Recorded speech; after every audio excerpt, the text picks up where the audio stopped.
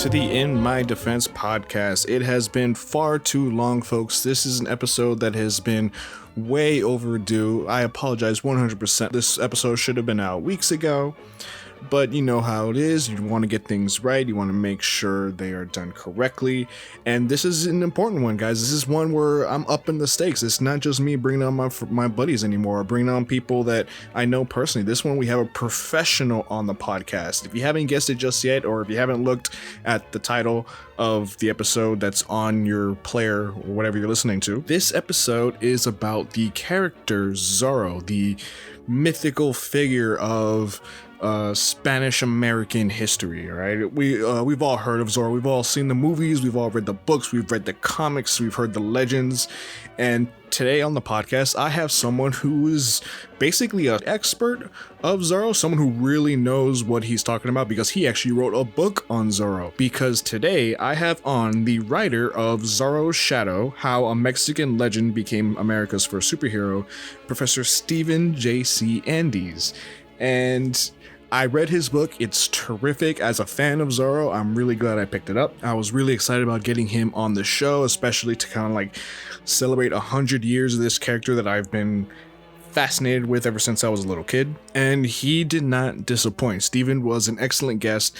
Him talking about his experiences with researching this book and everything that he learned and everything he found out. The book is currently available where all books are sold. You can also get an audiobook. You don't write a book about Zorro without being a fan of it, am I right? And me and Steven really get to geek out a little bit over this character. But let me not waste too much of your time, guys. It's already been so long since we had an episode. I can't guarantee that the schedule won't be a little bit more sporadic than necessary, just because as things are changing and we're hopefully getting back into a regular society, we'll see what happens. But I've already got several episodes on lock ready for you guys. Don't worry about it. I am still recording. I am still editing.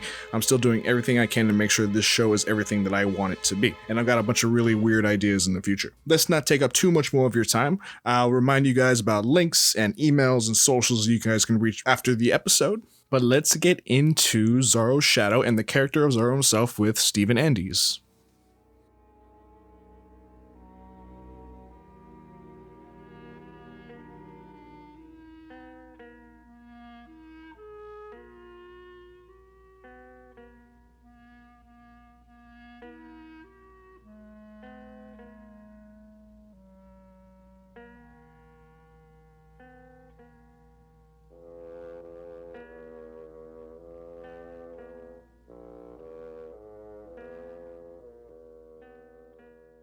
So, I am here with the writer of the book Zorro's Shadow, a book I have right here, How a Mexican Legend Became America's First Superhero, Mr. Stephen Andes. Say hi to everybody, Stephen. Hey, thanks for having me, Christian. This is fun, man. Yeah, thanks for being here, man. I really appreciate it. So we are here to talk about basically the character of Zorro, the pulp action hero, one of the most famous action heroes in fictional action hero characters in like American history. So you wrote an entire book, which I found last year, and I really appreciated. And like it was, I knew when I started this podcast, I was eventually going to talk about Zorro because it happened to be the 100th year, like since like the Mark of Zorro movie, the 101st year since the Curse of Capistrano came out. Exactly.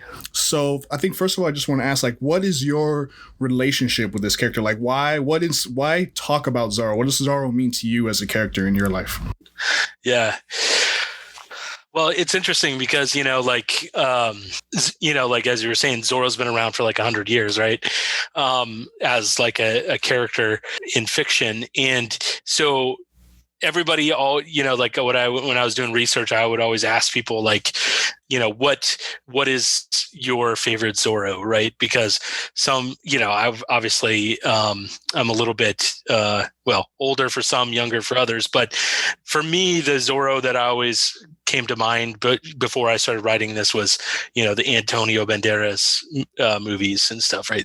Because I was like just graduating high school when I think the first one came out and stuff. And so for me, that was kind of like what I had in mind. Others, obviously Disney, right? Guy Williams. others, even a little bit maybe older movie buffs would pick up on like the 1940 Tyrone Power film. And then still, like, obviously, it's 100 years ago, but like Douglas Fairbanks, the first Zorro film. And so for me, I always had an association with Antonio Banderas, right? And so in some ways, deconstructing my vision of Zorro was also kind of wrapped up with the sort of Latin lover trope, right? Obviously, Zorro can be connected to that throughout, but I think Antonio Banderas, he was like the freaking sexiest man alive, right? He has the magazine cover to prove it. So that was sort of the mystique around Zorro for me, and I went into it thinking like, okay, well, here's this super huge character, as you were saying, and when I was doing some preliminary research, I was like, there's not anything really like that satisfying that's kind of taking the scholarly approach, but also one that is written for like a more general audience that tries to say, okay, like Zorro was created in 1919, but is there any sort of thing behind that? Like, where did this come from? And so that was what kind of got me going on my journey a little bit. Okay, and touching on that about like kind of like the lack of a scholarly view on the character, did you find that there was an innate curiosity like while you're researching? Like, were there people who, you obviously met people who had like their own understandings about where Zorro came from, but did you find that there was a curiosity just in the zeitgeist of other people who was like, other people that always wonder, where does Zorro come from? Where do the original myths and legends actually spring up from? Right. Yeah. I mean, I think for a lot of people, it was sort of like, oh, wow, interesting. They pretty much, for a lot of people, it's like, okay, the guy with the mask, the air, they would do the ubiquitous sort of air Z, and when you begin to kind of question that beyond that, it becomes super fascinating for people. I think it was this sense of, okay, here's this character who was created in 1919, 20 years before Superman and Batman came on the scene, and really sort of laid some sort of superhero tropes, even though obviously Zorro doesn't have superpowers and stuff like that, but he's got the mask, the alter ego, the sidekick, all those kind of things. And that is a identifiably, even though oftentimes whitewashed, Latinx character, right? Mm-hmm. And it's this Latinx character that is at the birth of the superhero genre, and that's not really something that is really in our as you were saying, in the zeitgeist. There are a lot of people that have talked about like the Jewish origins of Superman, but the idea of like, okay, well, let's talk about the Latinx origins of the superhero as well, right?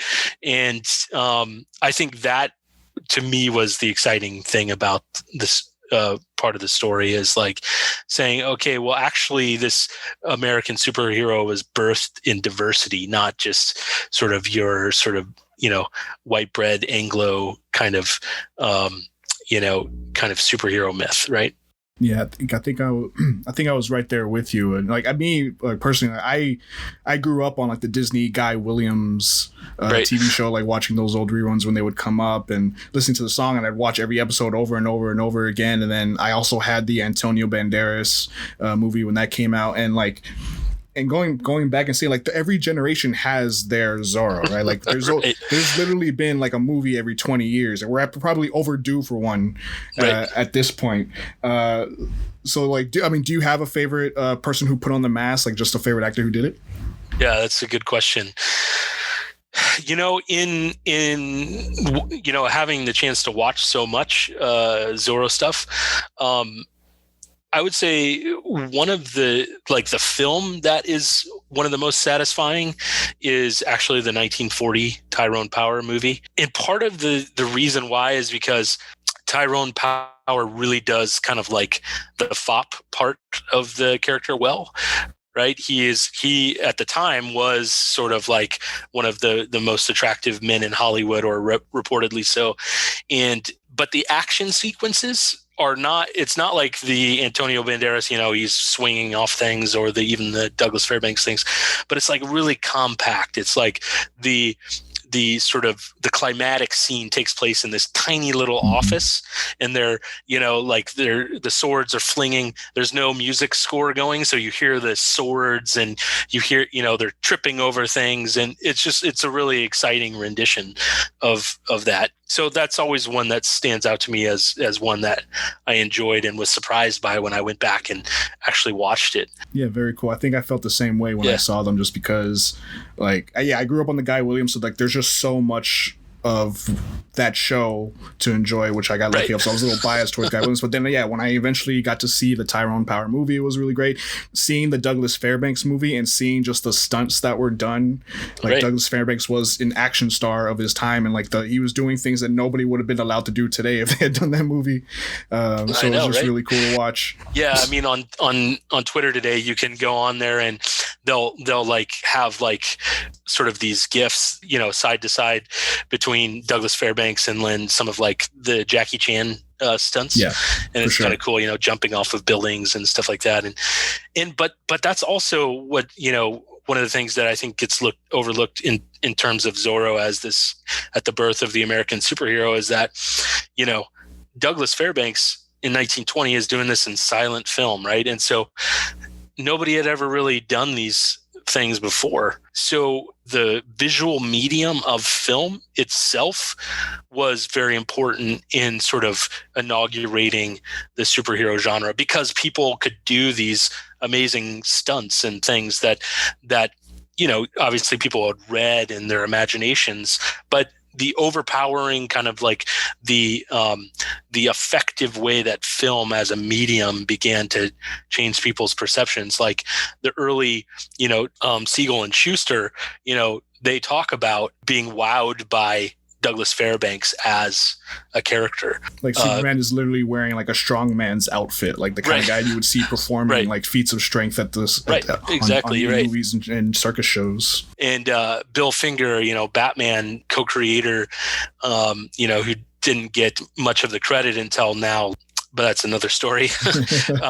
Right. But he used to, tape up film stills of Douglas Fairbanks in different action poses as models when they were drawing early Batman scripts and stuff like that. So and now in almost like every version of like Zorro's origin, like his family is going out to see the Mark of Zorro, in the theater when on the night that his parents get killed. So the inspiration is direct in that case, where definitely like Batman draws on Zorro as a character. Yeah. I thought it was, I don't know if hilarious is the right word, but in the recent Joker film, right, the movie that is shown in the background is Zorro the Gay Blade, right, which is this spoof, right? And so it kind of takes the sort of the meta Zorro origins there into a different way. So I mean, and so with that, there's all this stuff that Zorro meant to the superhero genre, but it's sort of also Zorro himself is indebted to Latinx history and experience and culture. And that's one of the real heart of the book, is really trying to show how, especially legends that grew up around the Gold Rush bandit Joaquin Murrieta, fed into the eventual creation of Zorro, although whitewashed, although, made sort of more aristocratic, more Spanish, all of that. A lot of those early stories were about, a guy from Sonora who went to the gold fields and was done wrong by Anglo settlers, right? And had to take sort of the quote unquote law into his own hands and seek justice in his own way, right? And so I think that was a really impactful, meaningful part of the story for me as well.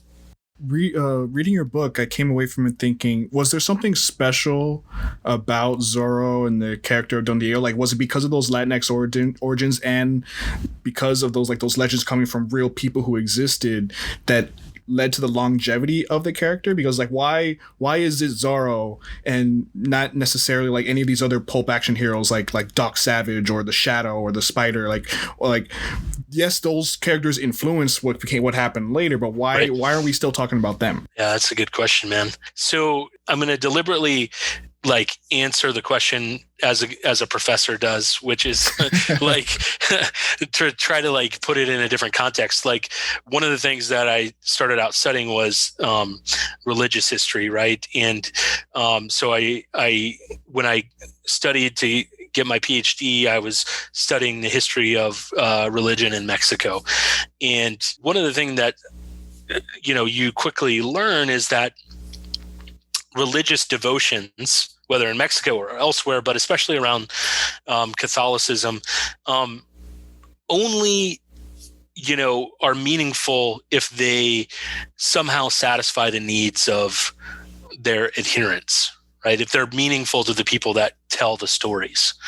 And for Zorro, I think, even though those sort of Latinx origins and history and experience has sort of been Disneyfied and all of those and whitewashed and all that kind of stuff, commodified, I think there is still something that was meaningful for a meaningful story to tell about Zorro. I always tell the story of the comic book writer and creator Javier Hernandez El Muerto, this great comic book character created in the late 90s, when he talks about how for him growing up as a kid watching Disney, watching Zorro and stuff like that, he was like, oh man, this is the guy that I resonate most with, because he has a vaguely Spanish sounding name and he, he's the good guy. And so he was always rooting for Zorro, even though later on he's realized how that was in many ways a whitewashed version. There is a way in which, and this is what some scholars like Frederick Luis Aldama and William Naricio talk about, the way in which people are creative in sort of metabolizing and taking in pop culture and then using what they need from it, even though on the surface of it might be kind of racist, or it might be kind of like, a weird representation, or not, written by white people, all that kind of stuff, but that somehow it can be metabolized and meaningful for a community. And in this case, Latinx people that looked at Zorro and were like, hey, this is the only guy that's representing us. He's our hero. We take him as our own, right? And so I think people aren't just passive consumers of pop culture. They also actively change it and spit it back out and make it important for them. And so Zorro has remained relevant in as much as Zorro has been able to speak to people's needs in the present for the stories they want to tell. Yeah, I think I agree with you. I think I absolutely buy into that, just because that is basically my experience. Like, I remember being like, I grew up in a Latinx household. Like, my Spanish isn't too great, but like just seeing several characters on TV speaking Spanish, right. Even if it is just kind of like a bunch of like brown faced white guys, right. To some degree, there is some kind of connection. It's like, I'm not getting this anywhere else. And like all those other guys, all those other heroes might be like a dime a dozen. So like, and they don't speak to me the way that Zorro does. So I definitely feel that connection with this character and me. And then it definitely led into my love of superheroes, right? Like seeing a guy dressed up in a costume at night, wearing a mask and performing these great feats and stunts, and then romancing women during the day. Is like, yeah, that's exactly the kind of superhero that like that is Batman, that is Superman, that is Spider-Man, that does lead into the myths and legends that I still follow and read about to this day. So yeah, I definitely feel you on that one. Yeah.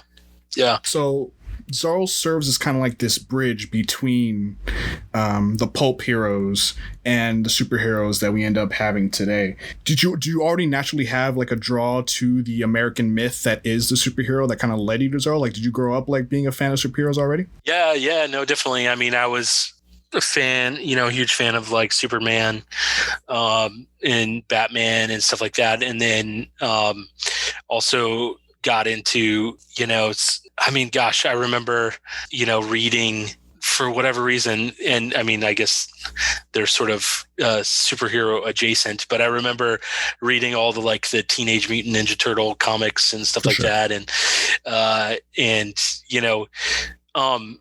And so, yeah, like they had always been there. And for a while, I think I was, sort of like, okay, they're cool and stuff like that. But I think over the last maybe 10 years, as I've gotten a little older and sort of revisiting some of those things and looking at sort of the stories that are being told, you realize that many of these stories probably do for us today what, stories of the, Greek gods did in ancient days and stuff like that. And so, and so I think we can see our strengths personified in our sort of virtues personified in the struggles that we have to keep those, right, and then the twists on those, the ways in which power can be corrupted, the Watchmen sort of esque kind of more cynical view of what power can do in the hands of superhuman people, right?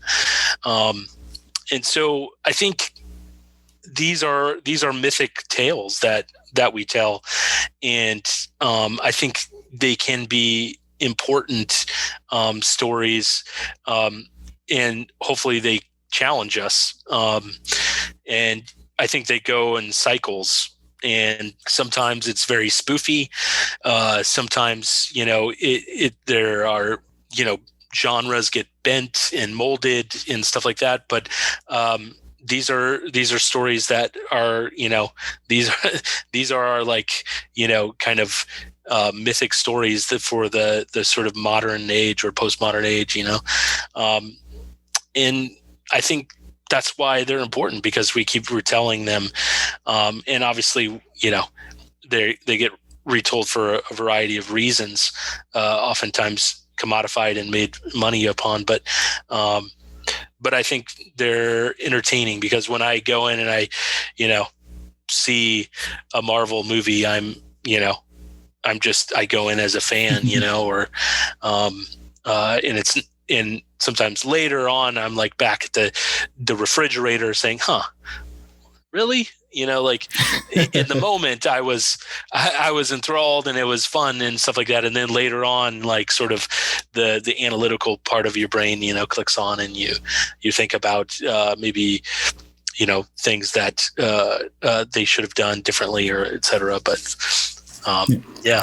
So, like, I know you said they come in cycles. Do you think there is like a defining archetype or a definition as to like what makes the superhero? Because like in your book, you talked about Zorro having these traits that later were found like the secret identity, making sure that there is a difference between that identity and the identity of the hero themselves. Like there are these all these traits that were I don't want to say copied, but basically copied, for lack of a better word, into what became like Superman and Batman. So are there defining traits that still exist to this day, or is it something that has evolved over time, if you know what I mean?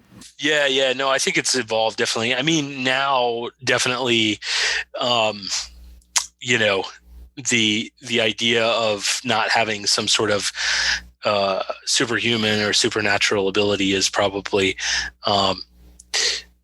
not as common. But I mean, even there's Hawkeye, right? He can really shoot a good arrow, like it's not like all of them have to be sort of super strength or other kind of superhuman abilities, or even Iron Man, right? I guess he's really good at science.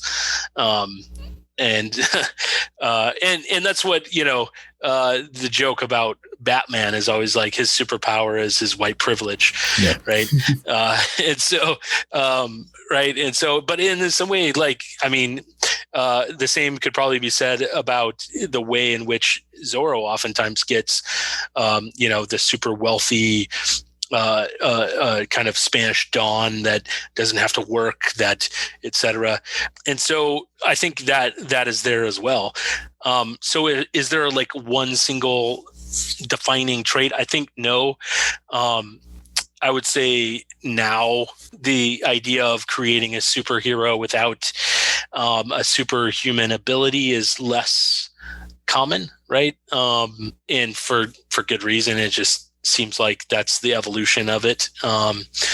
But I think ultimately the real sense of what makes a superhero is that, okay, so the ability or whatever it is in some ways just a backdrop, right? That's almost like the sort of fill in the blank, right? But what is constant is always the idea of sacrifice, virtue, with great power comes great responsibility, this sort of pro-social kind of view, right? That this idea of like there is wrong in the world and somehow I am called to be involved in putting it right. And now that can come with lots of problems and be problematic as well, right? But because not everybody wants to be saved, right? But stories have definitely gotten much more complicated nowadays, right? So I mean, I think that when things begin to, when the same kind of iteration keeps being told, I think then that's a crossroads for a genre where it either morphs, somehow bends, it maybe moves to satire for a certain amount of time, or it just sort of dies, right? Yeah. And so I think, that's you do see that kind of cycle going on. Yeah, as I was asking my question, I was thinking about there's very few superheroes left today that have secret identities, even like that, where that aspect of the storytelling is not around. It's like maybe Spider-Man, Batman, and Superman, and that's it. Everybody else is just out in the open doing their thing. Right. And it's one of those things where, it's one of those things that just had to evolve, because it's like you said, this was a part of storytelling of, what happens if my loved ones find out who I am, or my enemies find out who I am. It's just something that's been done over and over again, and it's hard to retell that story. Right. Yeah.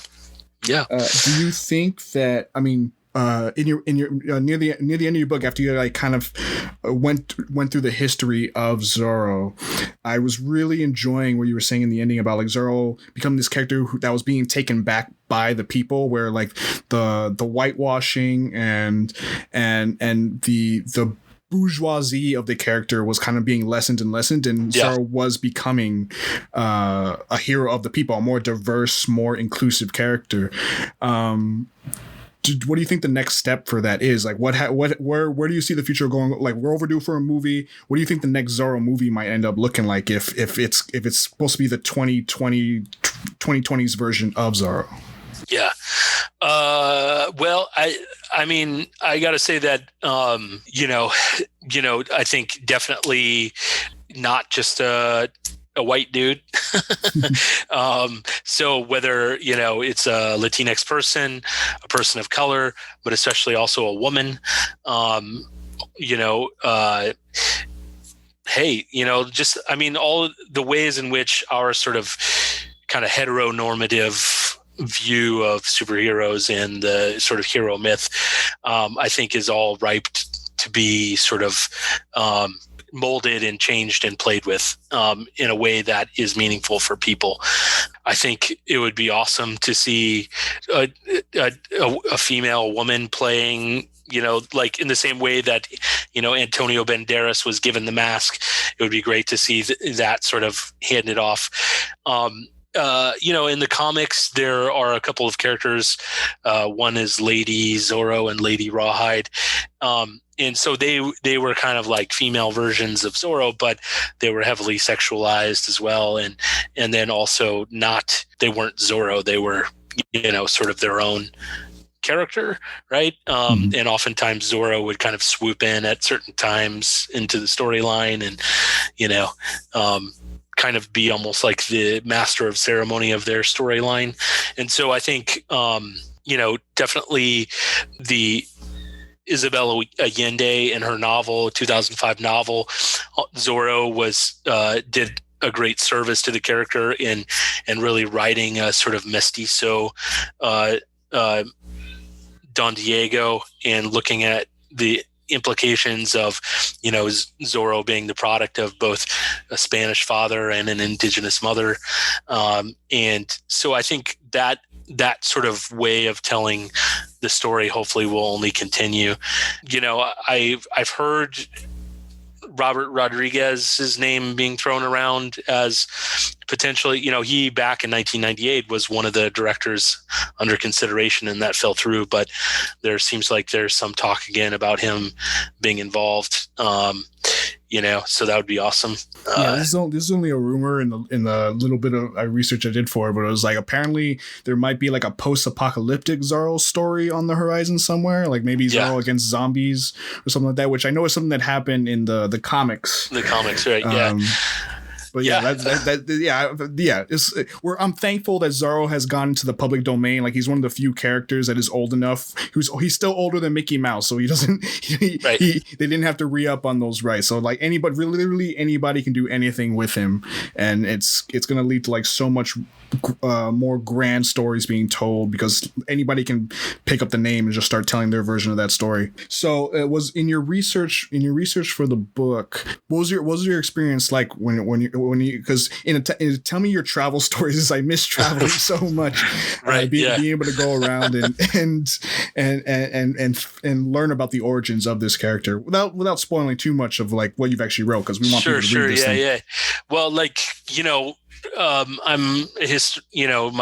my day job is as a history professor at Louisiana State University, and so I'm a historian, so I like to go and find old documents and try to sleuth out. It's sort of my it's sort of the probably the more boring version of being like an Indiana Jones, where instead of searching for lost artifacts, you're searching for lost documents, right? And so I went to Mexico City, and which I've done lots of research there before for other projects, and I went to the National Archives and I did some research on this one guy who some have made the argument that he is an inspiration for Zorro, which is actually this Irish guy named William Lamport, who supposedly came to Mexico in the 17th century and was taken captive by the Inquisition and was eventually burned at the stake. And the stories around him and his life, there's a couple of people that have said that he was an inspiration for Zorro. So I wanted to say, okay, well, is that the case, or how do we know that? Or, and then, so I looked at the documents, and then, it led me to the idea that actually William Lamport couldn't have been the main inspiration for Zorro, because the guy who penned the first Zorro story, Johnston McCulley, wouldn't have read about William Lamport. One, because there was no indication that he spoke or read Spanish outside of the sprinkling of like adios and Senor in his writing, right? There was no indication that he ever went to Mexico. And so that led me elsewhere in Mexico. And one of the places I got to visit, and I would recommend everybody, in the state of Sinaloa, in a little town called El Fuerte, there is actually a Zorro-themed hotel. It's one of my favorite parts of the book when you described it. Yeah, it was awesome, man. It was awesome. Just they went full on, like stage fog, and the guy comes out with like a, sort of like a lapel mic that he's,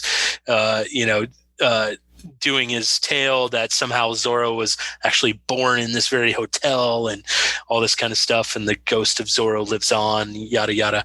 And it was fascinating, just like the marketing that had gone into this, and really making this town that had little, it's kind of like out of the way, and so, tourists come and stay there because of this, right? And there's like a statue of Zorro, and there's like a whole wall of these documents that make it seem very historical and stuff, but none of them have anything to do with Zorro. It's all other stuff.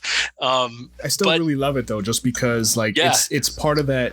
It's part of that taking the story back, right? Because exactly, man. Johnston McCulley was this guy who probably was not a great guy. He definitely was not that great of a guy. He was a white dude in the 1920s who who Period. like Yeah, there you go. again, what can you say? If you're born before 1930, you're probably not that good a person to begin with, by today's standards, anyways. So Right. so I like even if it is necessarily for a tourist trap, the idea of a town just taking the Legend of Zorro and making it their own is something that I really really appreciate. It's Exactly. it's one of my favorite things when it comes to these kind of stories. Yeah, no, exactly, man.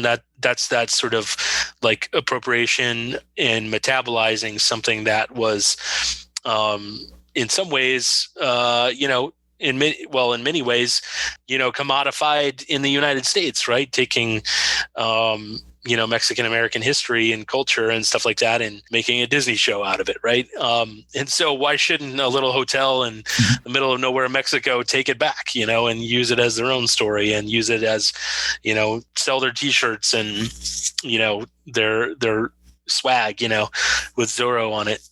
Exactly, man. And so I think there was like this more of this sense of, in some ways Zorro as like an entity is nowhere near as big in Mexico today as in the United States. But there are many masked characters, obviously. Masked heroes in Mexico oftentimes have to do with lucha libre, and the luchadores and stuff like that.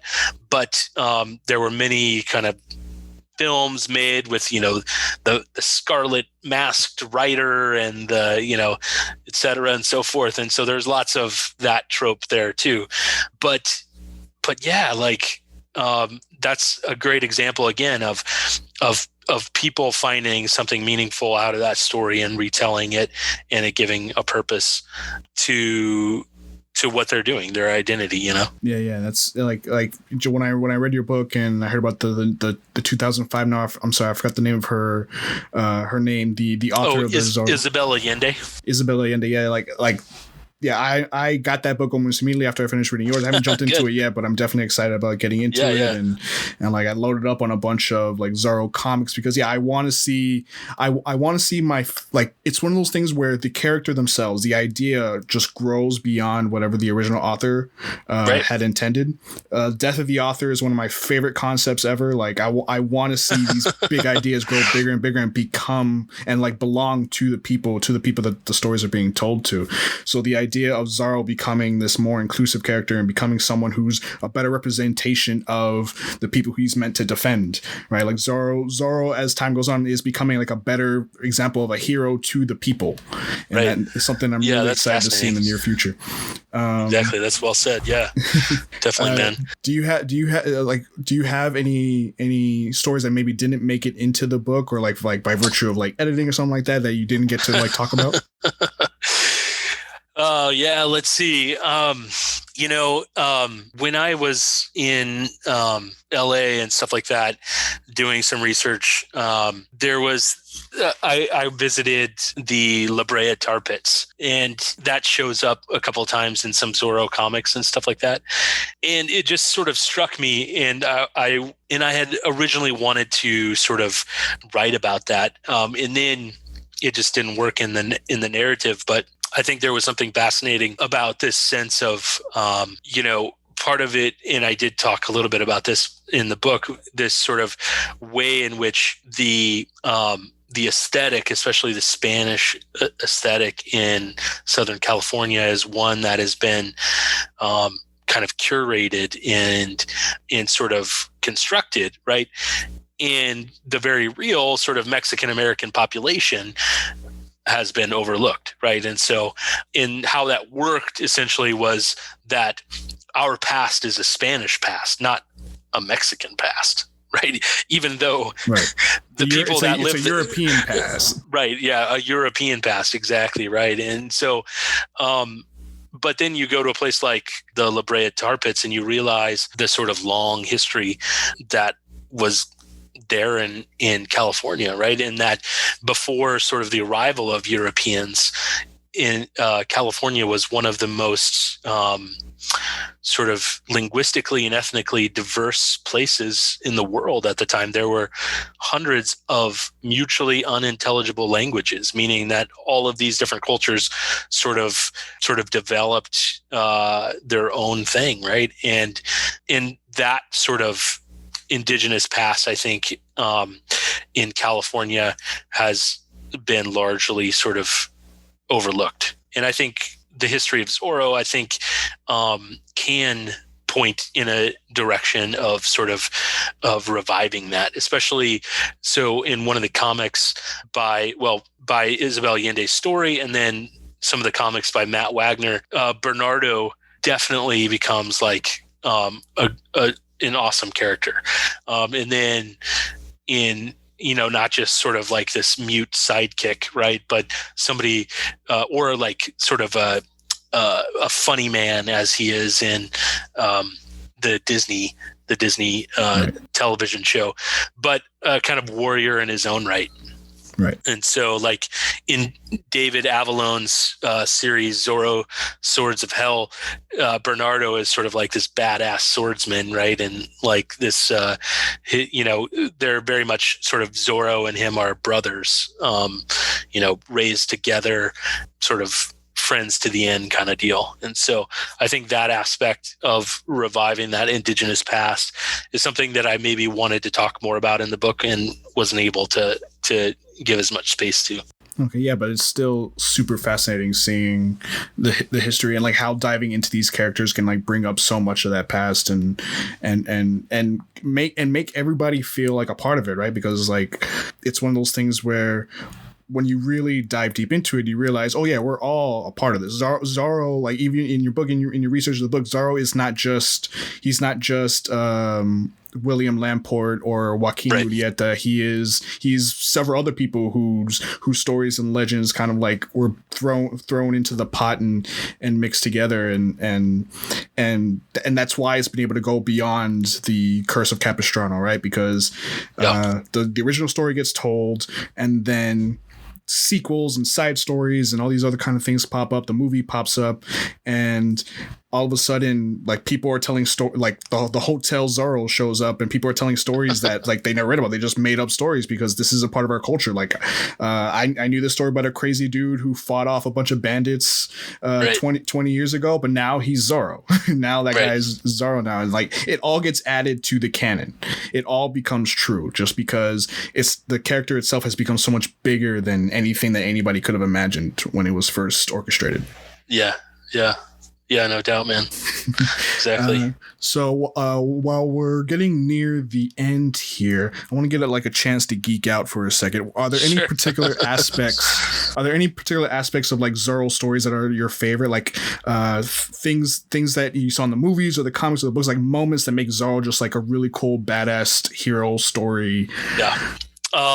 Honestly, the one that I keep going back to is I think I really dug the American mythology comics in their sort of line of putting Zorro in sort of a horror genre, because that's something that Zorro hasn't really done as much, right? Back in the 1990s, Don McGregor, one of the guys that sort of revived Zorro in the comics in the 90s, did a kind of run of Dracula versus Zorro, which is a great like 2-comic run that is pretty fun. But then since then, that sort of horror aspect of like, this is an enemy that you can't defeat just by, hacking a sword at it, right? You have to sort of dig deeper, and Zorro is able to sort of dig into some of his, go to grandma, his sort of grandmother that's a sort of tribal healer, mystic, mystic, and get into that and stuff like that. So just, I think that sort of sparked my imagination a little bit, because so often I think the Western genre has especially in the latter half of the 20th century, Zorro was kind of like this Western character in many ways, but putting a more like a darker edge to it, I think was something that felt more fresh to me, and alive a little bit. So I really liked that a lot. I also really loved there was a series called Masks where like all of the early pulp heroes like were teamed up together. Right, and so, Zorro was there, but also the Shadow and the Spider. John Carter and yeah, exactly. And stuff like that. And that was fun sort of seeing them all kind of fighting together. And then I was really surprised by Zorro and the Lone Ranger, right? Because I thought they're like, okay, well, here's obviously I talk about some of this in my book, but I was like, they do some really good stuff in that Zorro is like this old man, right? And he has to come out and I won't sort of, give the spoilers or whatever, but I thought that was, they did some interesting stuff. And then of course, Zorro and Django, really cool. The crossover, but yeah, man, like I think, there's some good stuff that is being done and can be done. And, I'm excited to hear what's next. Yeah, me too. As I dive into the classics and I have that geeky personality where once I like dig into a certain subject, I just can't stop and I want to know everything about it. And I can't I watch like the original Marco Zorro movie, the 1920 movie, and I see that moment, and that movie's all on YouTube if anybody wants to see it. It's all available. You can watch it for free on YouTube right now. The silent film, the scene where Zorro crashes like the meeting between all the Dons in the area, and I can't help, like, I don't know if Frank Miller did this on purpose, but it definitely seems to me like the scene in the Batman Year One where Batman crashes the party with the gangsters and he's like just warning them all about like your time isn't. I can't help but draw that similarity. I don't know if it's on purpose or not, but definitely like you see a hero a masked hero in black who crashes a meeting between powerful people and tells them like, you guys need to get your shit together. That definitely, like, I can't help but draw the comparisons there. Yeah, no, that's awesome, man. Yeah, that's great. I love it. Yeah. That's a beautiful parallel connection there. Yeah, I also think of the fight that you brought up, the Tyrone Power Basil Rathbone fight in The Office, where it's like this claustrophobic fight and like they're going one-to-one each other, which is really awesome. And just all the inspirations that Zorro has caused. Like there was like a DC villain called the Cavalier who was definitely like a direct reference to like Zorro, and I remember reading the comic where Batman faces him and like he wants to save an actor just because the actor was in the same movie as Basil Rathbone, because Batman in canon is inspired by the movie Zorro, and he has he's a fanboy for these characters. It's just those little awesome details and seeing the influence the character has made over time that really fascinates me and made me want to like always want to talk about them and share these stories.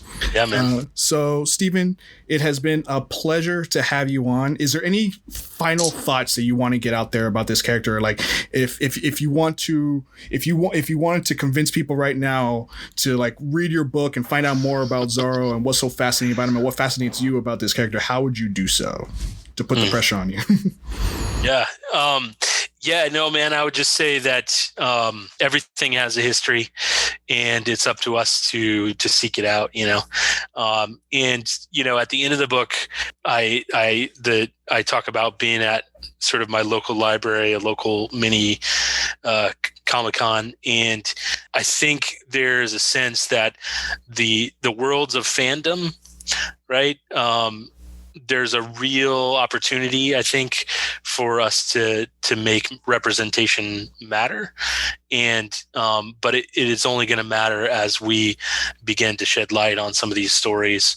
And basically, we got to create more suits, right? Because there's a lot more superheroes out there in their stories that need to be told. And so Zorro is just one of them, and hopefully one that inspires others to create more suits. Yeah, I always appreciate the imagery of Gandalf taking a selfie with Miles Morales. It's great. Yeah. Exactly. So Stephen, like I said, it was a pleasure to have you on. If there's anything you want to promote or anything you're working on that you want other people to know about, now's the time to let them know. Yeah, man. So y'all can just go to my website. It's actually zorrosghost.com. And I got stuff about my books. I'm actually just finished up a dystopian novel called Jade, Daughter of the Wasteland, and hopefully that'll be out sometime in the near future. And the next project I'm thinking about working on in terms of nonfiction is something on the secret history of Speedy Gonzalez. So. Oh, yeah, definitely interested in checking that out.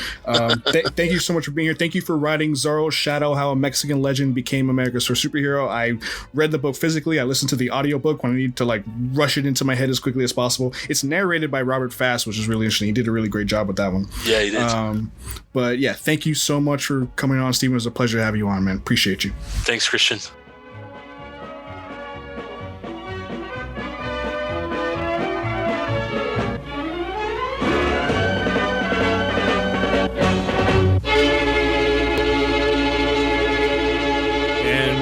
Is the episode, folks.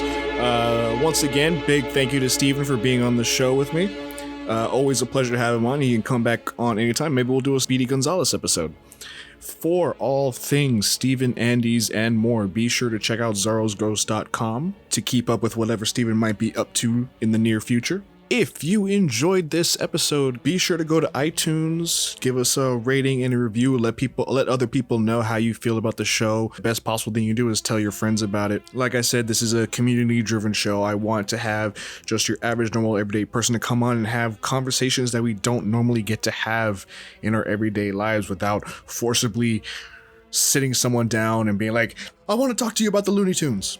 But if you have any feedback you want to give the show directly, you go to inmydefensepodcast@gmail.com. Feel free to send an email there. Also, check out inmydefensepodcast.com for all the episodes. It's a direct place where you can find them. The show is still available on every podcatcher. Find one that it's not on, I will put it there. Just let me know. I was, am, and may still be Christian Rivero. You can reach out directly to me on those platforms. That's the show, folks. Thank you so much for listening, and I'll see you in another week with another geek on the In My Defense podcast.